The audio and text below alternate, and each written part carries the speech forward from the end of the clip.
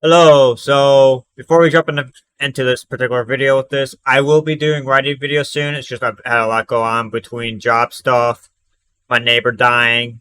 He's the one who actually helped me build the shed that I was working on the bike and everything. So it's a big loss for me because there's a lot of things with the DIY stuff and tools and everything that he's helped me learn, figure out, or taught me himself. So that's a major blow for me. I'm fine. It's just it was coping with it was an issue, and now riding the bike is kind of difficult because my town doesn't like e-bikes and my thing looks like a freaking dirt bike. So I'm trying to figure that out.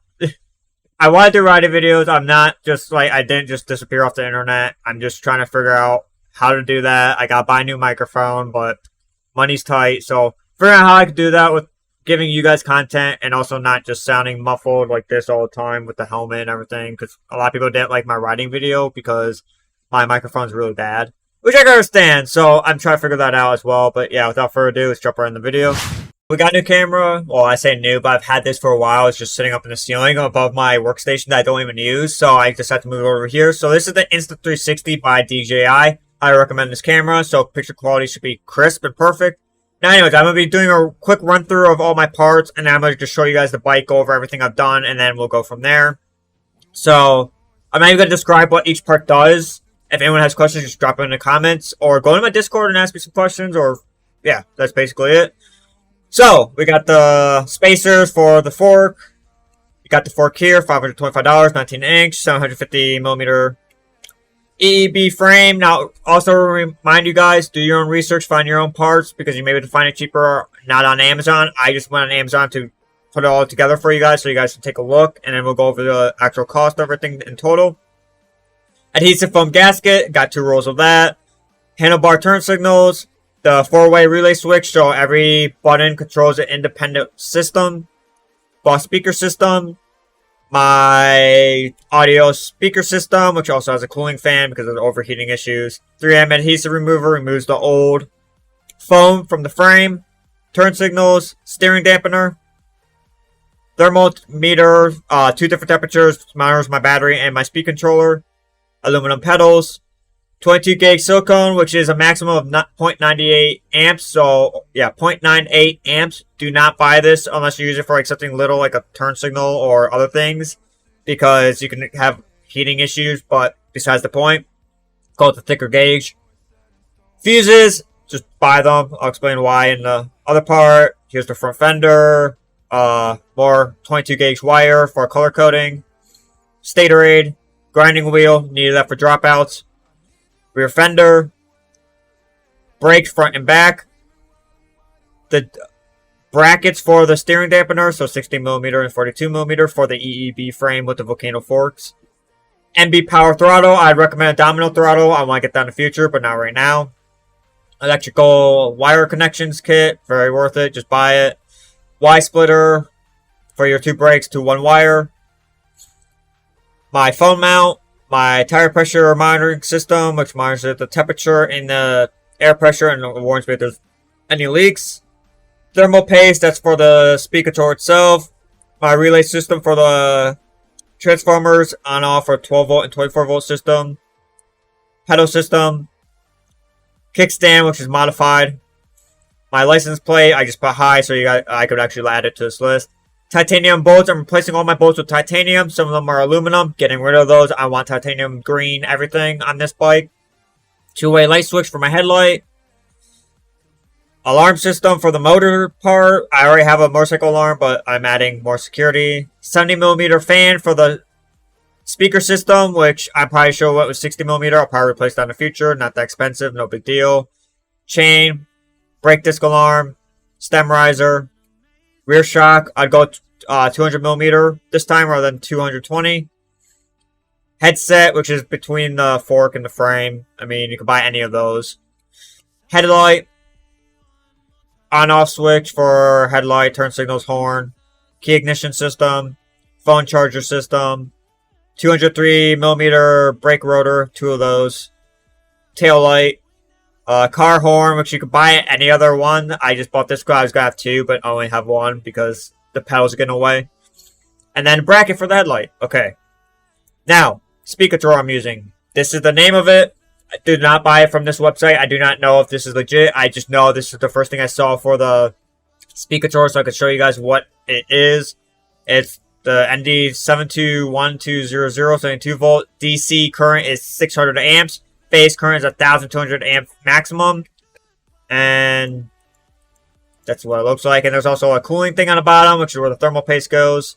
And then the motor. I have the V3 motor, not the V2. V3 QS 273, 40 Hall or 40H motorcycle rim, 19-inch for me.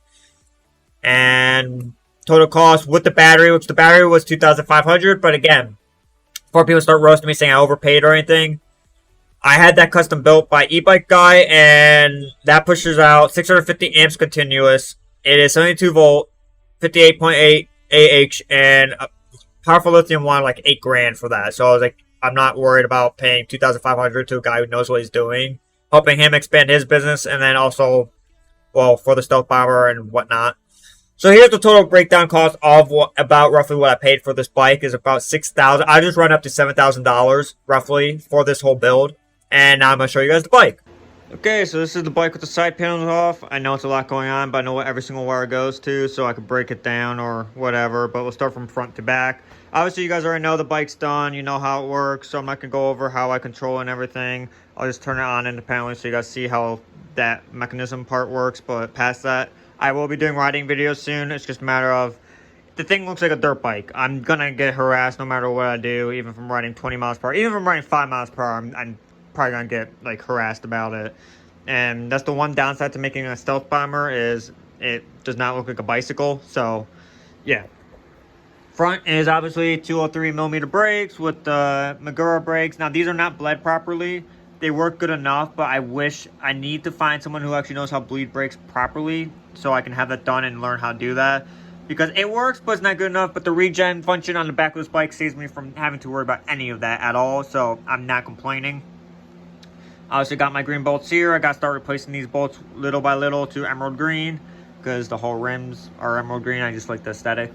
Front fender, obviously. Under here is some underglow, and that's controlled independently. That goes up through a hole in here, up into the frame. So there's that. Steering stabilizer sticks out a little bit, but does not get in the way. So when I turn it,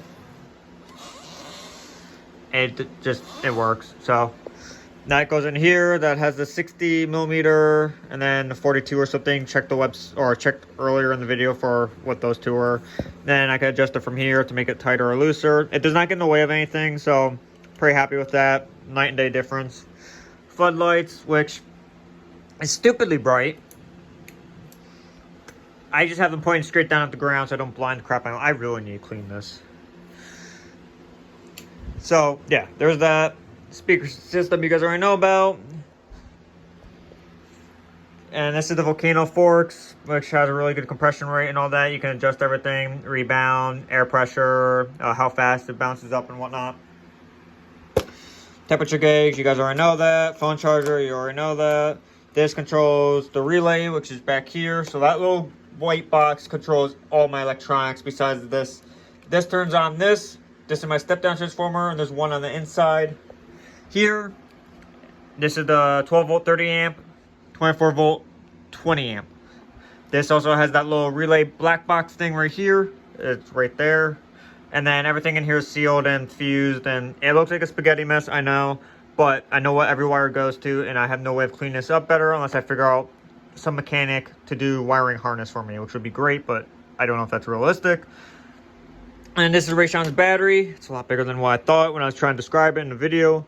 And this, again, is 72 volt, 630 amp continuous, and 58.8 AH. And yes, it's actually a functional battery. That works good. There has been no thermal issues, no overheating.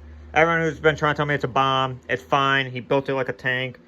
Also overkill on the wires. These two wires are literally for the battery, or yeah, for the battery alone. So, say what you want.